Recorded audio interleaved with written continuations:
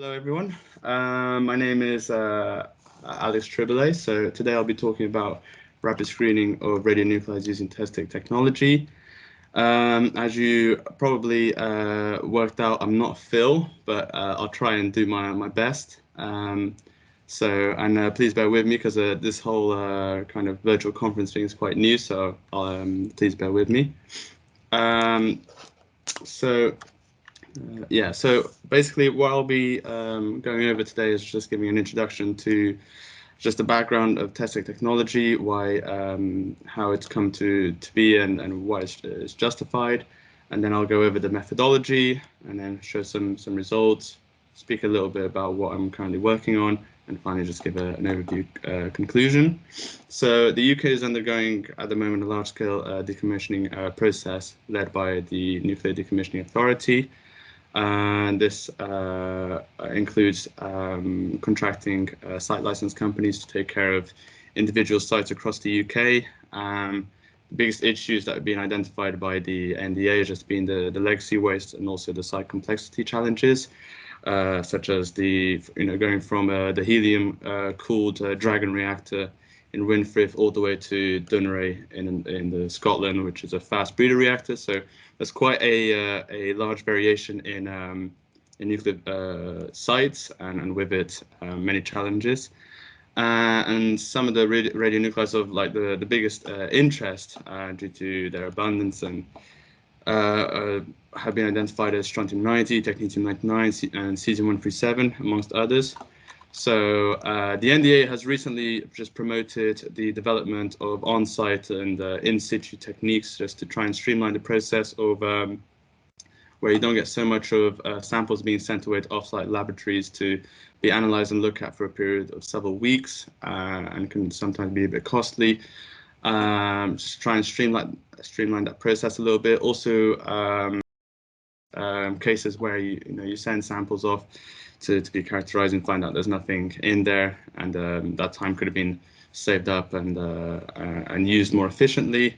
So the NDA released in several published documentations some of their requirements, such as real-time measurement with use of data manipulation, techniques that promote timely characterization and can aid in waste segregation, and also portable versions of existing characterization techniques and non-destructive evaluation technology. And that's something that the test-take technology will try to address or try and help out in some ways. So test-take technology serves as a reply for help from this call from the NDA, and basically looks to frontline for just on-site first response to just characterizing samples and try and give a quick idea of what workers on site are dealing with. Basically almost work as if it was a traffic light system, so determine whether, for example, groundwater has a strontium-90 activity that is above or below BLLW. If not, then it's out of scope and not an issue, and just help just aid in waste sentencing and determine whether it's above or below legislative thresholds. So looking more into test-take technology, is basically the idea I would like you guys to, the take-home message really with test-take technology is its simplicity, and that's something I'll try to emphasize as I go along, because the idea here is to be something that is readily deployable, easy to use, can be used by anyone, doesn't require specialized personnel or training people to use the technique. For the work carried out so far, focused more onto strontium-90 due to its high fission yield, being a pure beta emitter, which I think everyone understands is quite a problematic, quite a difficult radionuclides to kind of deal with on site. Bone seeker properties, so obviously it presents specific health hazards and issues to workers, and a half-life of just under 30 years, so it's relatively long-lived. I'm sure you've identified from the picture that we have a crown ether there, so just a little snippet of things to come. So I suppose I mentioned that trying to promote the simplicity and ease of use of the test sticks, and really that can just be summarized into a three-phase process. So we have the first phase, which is preparation. So we get an inert support sheet. Normally, at the moment, we're using cellulose acetate, and just cut a 4 centimeter long, 1 centimeter wide strip. We then spray an adhesive onto it, and then mount the extractant. Let the test sticks set for about 24 hours to let the adhesive set and to minimize any dispersion of the extractant. Otherwise, the technique doesn't work. Afterwards, onto the second phase, just exposing the test stick to the sample for a designated amount of time, which we also looked into. Normally, this is around 60 minutes.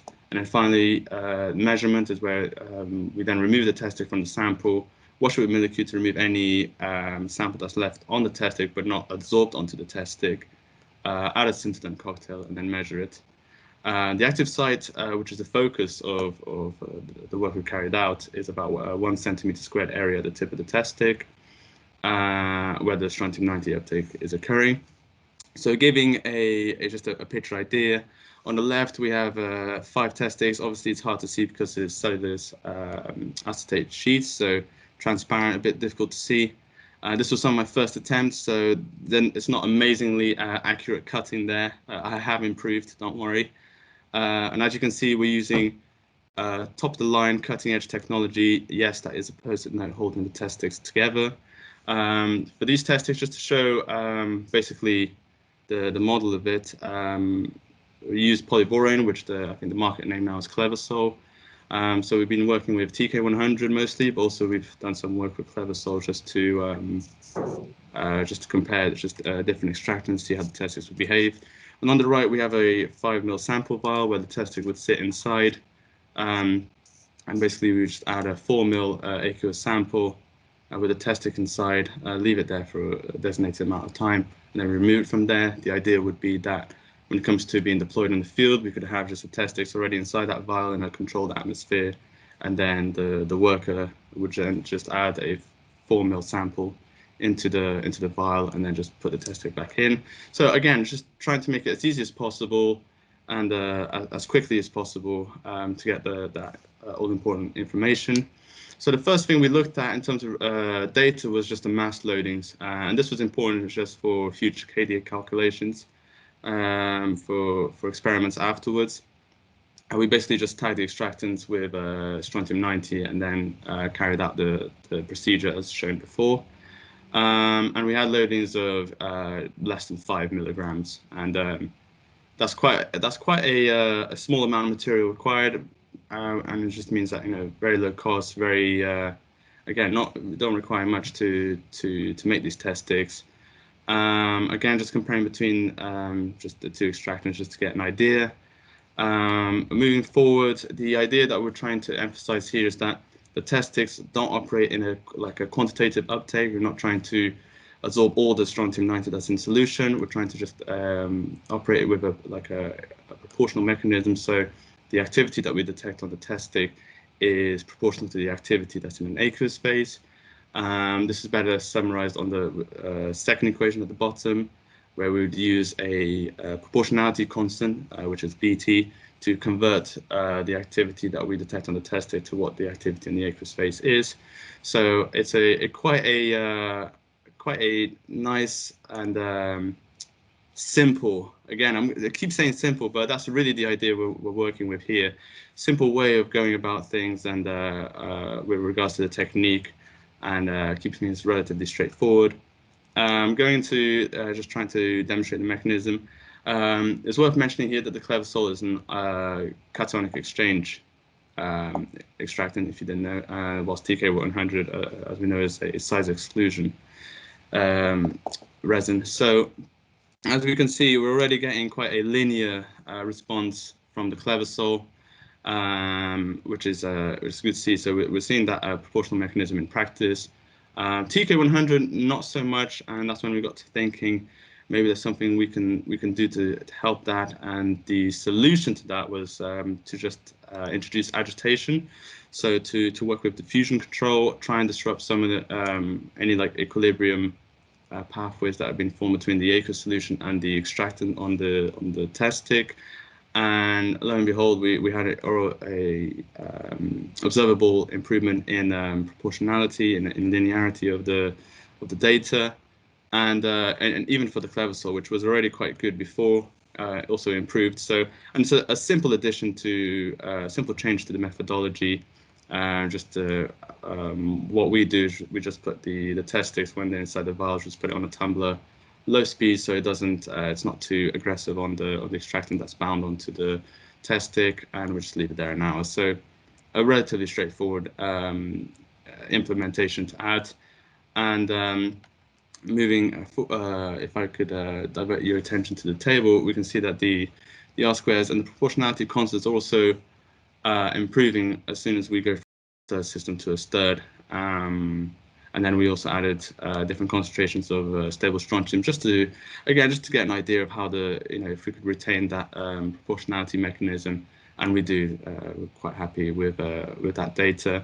The next step that we're looking at, because obviously the samples that would be analyzed on site, unfortunately, are not clean, as we would like in an ideal world, and we can just analyze for that one radionuclide and get the information we need. So we looked at ionic interferences. The National Nuclear Laboratory, which is one of the site license companies for the NDA, provided us a recipe for a simulant solid field groundwater, and that's what we used. And basically, we just changed the proportion of the SSG to SGS. Made a mistake there. My apologies. SGS to millicurie water.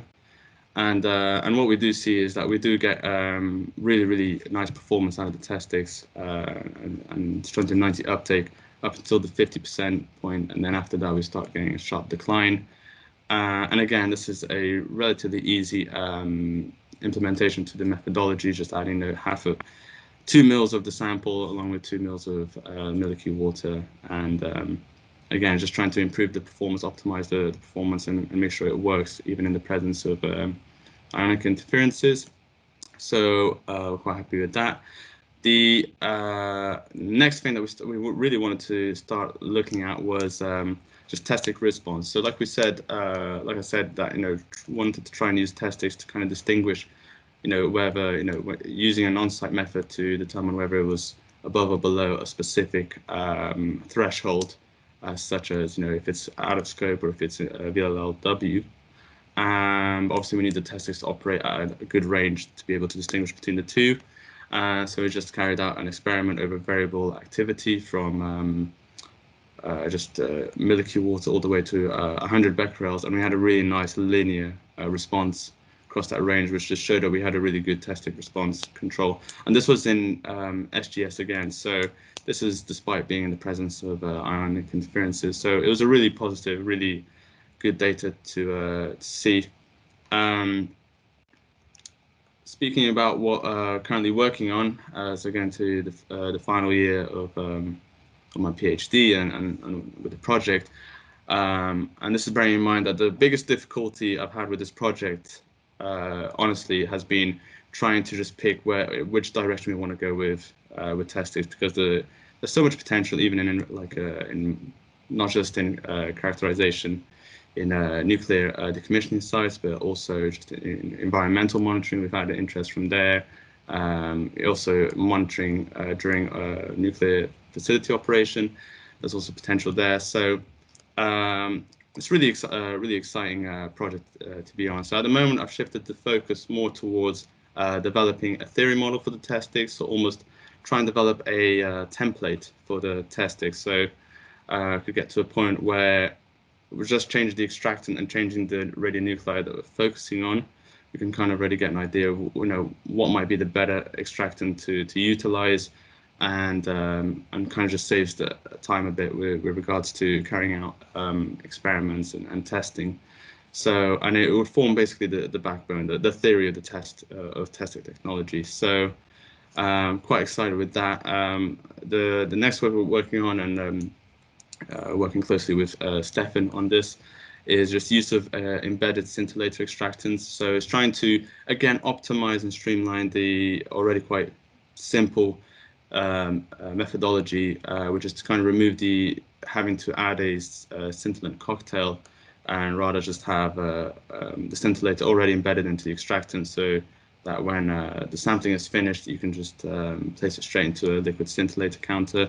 And we know there's a liquid scintillator counter, small portable, like tabletop mount ones, which are could potentially be useful. Obviously, it would require to have a further look into it. There's also potential here to go into solid plate scintillator work, solid plate counters, and it was just kind of trying to adopt an idea where we could, once we develop test sticks for other radionuclides, we could almost form a multi-extractant system where we'd have a test stick with a 1 centimeter squared active site for strontium-90, and then another one for technetium-99, and what you get is a test stick that could simultaneously screen for those two radionuclides in the solution, and then you can measure them. So just trying to speed up the process, and finally just trying to apply the test sticks to real-world applications. So just basically trying to get a hold of send some test sticks to some sites and try and see if we can get some testing and see how the test sticks behave and if everything looks good there. So that would be the final kind of stamp of approval that the test sticks are the real deal and do work. So that is quite exciting. So overall, Tesla technology just offers a frontline first response method of screening for specific radionuclides and aids in waste segregation and waste sentencing. We've shown that there's low mass loadings required for test sticks to function, so costs are very relatively low. We've shown that the proportional uptake is the dominant pathway, and this is further reinforced when you introduce agitation to the system. And we've shown that the test sticks show strong strontium-90 uptake performance, even in conditions with ionic interferences, such as simulated sulfur groundwater. So I hope that was okay for you guys. I hope I wasn't too quick, and please let me know if you have any questions. And yeah, thank you for having me. Okay, thank you very much for the very nice presentation. Indeed, it's I think a very promising technique, very nice flexibility, quite simple in use. So we'll get you these PSM. Oh yeah, look forward to it. Yeah. And we will also ship you some of the TK100 membranes. I think that might be a nice way to have a more homogeneous surface for your sticks. So yeah, that's going to happen. So we have a question. Hi, Eva. So how do you fix the resin on the stick? At the moment, the method we use is just we use a 3M spray adhesive and just spray just the tip of the test sticks. We use, again, post-it notes, cutting edge technology here to just kind of designate a 1 centimeter squared active site, and then we just spray an adhesive, and then we just coat the test stick with the extractant. Another potential kind of direction of research would be to look at the manufacturing, and we had considered that, but because of the current times and how much time constraint is put on the project, we've had to just shift our focus to other areas. We might discuss about that at some point. Mm-hmm. Okay, are there any other questions? That would not be the case. Okay, yeah, thank you very much. I've got a question. Okay. When you put your test stick to a water sample which got a mixture of different radionuclides, is the extraction done at that point of the sort of contact with the what do you mean, sorry? Well, you put the test stick on the groundwater which got a mixture of radium like technetium, strontium, maybe others. And then at that point where the extraction happens, is it not? So we haven't looked yet at a mixture of radionuclides yet. But that is something that we look. For instance, we know that TK100 is really good at strontium-90 uptake, but we know it can also uptake, for instance, lead, and that's something we would look at further into. And we can also apply some form like spectral windowing just to look to a specified just an energy range of strontium-90. So again, that's another area that we want to look at, and there's potential there to optimize. So yeah. So you haven't looked at the mixture? No, not yet. We just looked at just ionic interferences for now, and competition for the active sites, but not with radionuclides. Not yet, that is. Okay, thanks. Yeah. Okay. So again, thank you very much.